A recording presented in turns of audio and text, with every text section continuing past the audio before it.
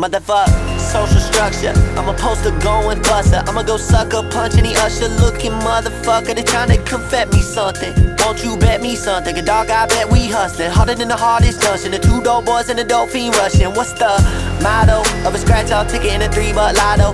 Nobody gon' see us wallow in the fit of end of my kinfolk swallow everything from Kalana Pins to Xanax bars to Roxy 30s and all of these copy dirty. So I don't tell them when you got me, I heard he was speaking on my name.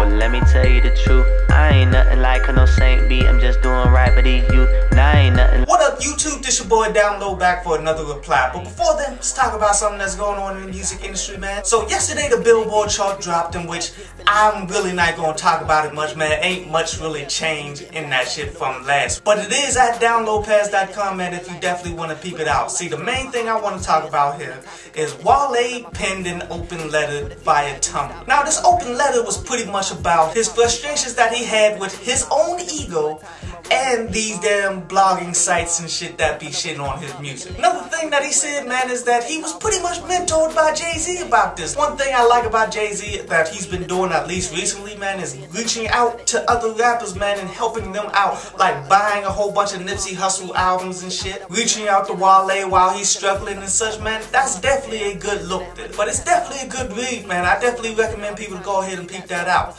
But anyway, on to today's reply. And today's reply is to that Young Money, We Alright, in which this is where they debuted Euro, which is kind of tough to continue to follow them with how many people they continue to fucking sign. But this is the first song that I've heard from Euro that they really put out. And it's more of a compilation track, man, because they're dropping a compilation album shortly, man, which this was Euro, the Birdman, and Lil Wayne. And this is a great example of how a dope beat can't really save everything, man, because I love that fucking beat, but they fucked it up. I mean, Euro was doing his thing somewhat, man, but for a guy that's just signed to Young Money, I would have thought that his flow would be more perfected than that. Hopefully that isn't his standard flow. Hopefully he flipped it up just for this track. But off of this track, man, I heard a lot of common mistakes that I heard from a lot of really underground rappers, dude. Birdman just did Birdman, man, and we all know that is fucking terrible. And Lil Wayne was ultimately very fucking disappointing as well. Now this is another Click album that's coming out, in which there's been a bunch of them and none of them have been successful.